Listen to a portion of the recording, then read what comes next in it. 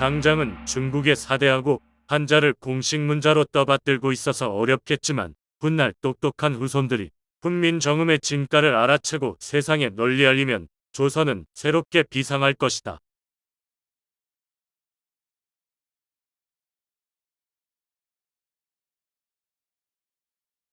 1893년 9월 하순 미국 일리노이주 시카고 붉게 물든 잭슨 파크 일대 가을 햇살 아래 세계 각국에서 몰려든 인파들이 세계 컬럼비안 박람회의 흰 웅장한 건축물들을 향해 줄지어 움직이고 있었다.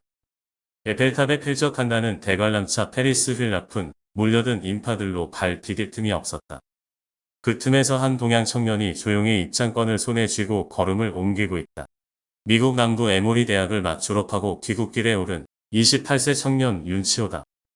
윤치호는 1885년에 중국으로 망명해 중서서원에서 수학하다가 1889년에 미국으로 유학을 가 테네시주 내슈빌에 있는 벤더빌트 대학을 거쳐 조지아주 애틀랜타의 에모리 대학에서 신학과 정치사회 과목을 공부했다.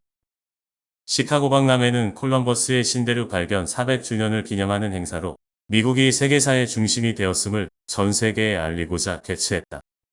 이 거대한 문명의 향연 속에 과연 조선은 무엇을 말할 수 있을까?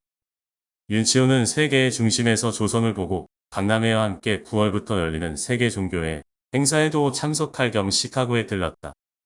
세계 종교회에는 미국과 유럽 중심의 종교관 속에서 불교, 힌두교 등 비서구 종교가 서구 무대에 공식적으로 소개된 세계 최초의 대규모 종교 행사였다.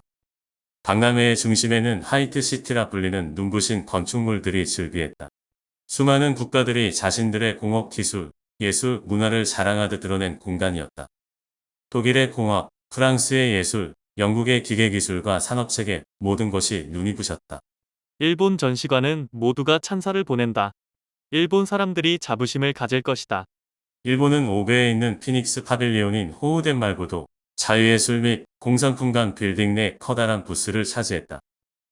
참고로 당시 중국은 미국의 중국인 이민 배제법 연장에 반발해 보이콧을 했기 때문에 국가 부스가 없고 대신 미드웨이 플레장스의 민간에서 운영하는 극장 찻집 사원 가게를 갖춘 중국 마을을 운영했다.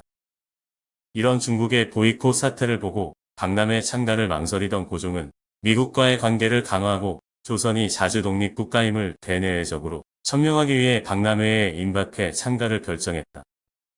조선은 일본권에서 멀찍이 떨어진 구석 한쪽 작고 누추한 공간 하나에 조선 기술, 세련되지 못하고 모자란 것들을 모아 작은 전시관을 내었다. 누가 그것이 조선관임을 바로 알아볼 수 있을까 싶을 정도였다. 예술품이라고 내놓은 것이 빈약하기 짝이 없어 부끄러웠다. 조선의 존재감은 박람회의 인파 속에 묻혀 있었다. 윤치호는 멈춰 섰다. 가만히 그 보잘것없는 전시물을 들여다보며 중얼거렸다. 아무리 처음 참가한 박람회라고 하지만 이게 전부란 말인가? 500년의 역사와 문화를 가진 나라의 모습이. 그때 윤치호의 눈에 들어온 건 다름 아닌 조선의 국기였다. 파랗고 굵은 태극과 건공감리가 선명한 국기가 그 작은 공간 위에 조용히 걸려 있었다. 윤치호는 멈춰 섰다. 발걸음도 생각도 모두 가슴이 묘하게 떨렸다. 나라가 초라할 수는 있어도 그 정신까지 초라한 건 아니지. 저 깃발은 우리 혼이야. 중년의 서양인 한 명이 어슬렁어슬렁 다가왔다. 코리아, 당신 혹시 이 나라에서 왔어? 그렇습니다. 저는 조선, 코리아에서 왔습니다. 그런 나라도 있어. 처음 들어보. 전시물이 이국적이요. 들고 있는 건 뭐요? 부채입니다. 전통적인 방법으로 만들어진 것이지요. 실용적이고도 아름답습니다. 언젠가 당신네 나라를 여행할 수 있기를 바라오. 그때가 오면 부디 지금보다 더 나은 모습으로 조선을 만나게 되시길. 윤치호는 사람들과 조선을 이야기하면서도 마음 깊숙이 느끼는 자괴감을 감출 수 없었다. 미국에서 보고 배운 것들과 비교했을 때 조선은 너무도 뒤처져 있었다. 하지만 조선의 국기 아래 서 있는 동안 윤치호는 분명한 사명감을 느꼈다. 나는 돌아가야 한다. 누군가는 이 부끄러움을 가슴에 새기고 조선을 바꾸어야 한다. 저 깃발이 떳떳이 날릴 그날까지. 그날 밤 윤치호는 숙소로 돌아와 일기장에 펜을 들었다. 아이펠트, 어셰인드. 일본이 저토록 성실히 준비한 반면 조선은 겨우 몇 점의 물건과 글로 참가하였다. 동방의 나라들이 모두 조롱거리가 되는 듯하였으나 그 가운데 조선이 가장 처참하였다. 우리는 왜 이토록 뒤처졌을까?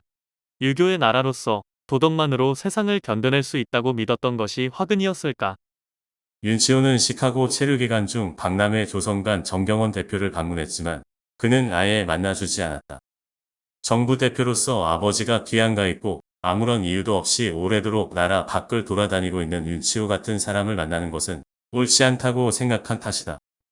정경원은 행정사무원으로 재중원 주사 출신인 최문현, 통역으로 외화문 서기 출신인 안기선, 막공 10명 등 총 12명을 이끌고 미국으로 건너가 박람회 업무를 총괄했다.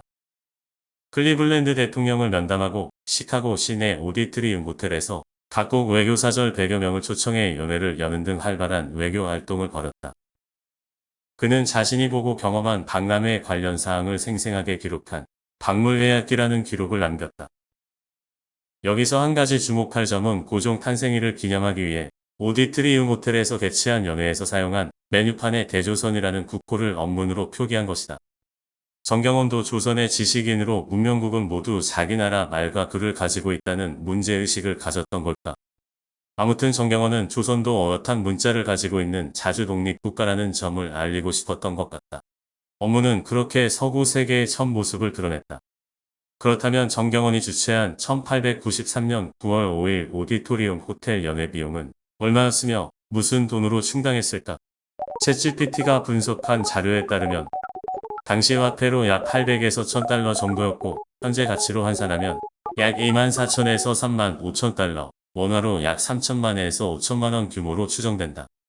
정부 고종의 내탕금에서 지출되었다고 알려져 있다. 공사 밑에 있는 박씨와 안씨라는 사람에게서 들은 바에 따르면 조선의 상황은 윤치호가 떠날 때와 똑같았다. 박씨는 당시 유학생이었던 박용규를 말하고 안씨는 조선에서 파견한 통역이 안기선을 말하는 것으로 보인다. 통역이 서툰 안기선을 대신하여 미국 유학생인 박용규와 서경규가 전시실 관리와 함께 통역을 지원했다. 악정은 다른 범죄처럼 그 자체가 징벌이다. 수세기 동안의 전제 정치, 불의, 포악과 압제는 지배자와 피지배자들의 지각과 이성을 앗아갔고 그들 자신의 죄와 어리석음으로 파멸과 몰락을 재촉하고 있다. 하나님이 하시는 일이다. 아, 조선을 떠난 지 얼마나 오래되었는가. 윤치호는 자신이 미국 유학을 마치고 조국으로 돌아가지 못하는 처지에 있다는 사실이 새삼 떠올라 탄식이 저절로 나왔다. 스승의 권유로 자신이 과거 공부하던 상해의 중서서원으로 돌아갈 수밖에 없었다. 그곳에서 중국 학생들에게 영어를 가르치며 살아야 했다. 상해로 돌아가는 배 위에서 윤치호는 홀로 시간을 보냈다. 조선인은 없었다. 내가 앞서 걸은 길, 그러나 결코 마지막이어서는 안 된다. 시카고 박람회는 내게 조선이 어디에 서 있는지를, 그리고 내가 어디로 가야 하는지를 깨닫게 해주었다. 우리 민족은 반드시 문명화되어야 한다.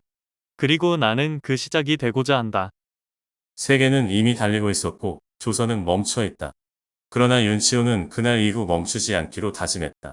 세계의 중심에서 조선을 바라본 그는 다시 조선을 향해 발걸음을 돌렸다.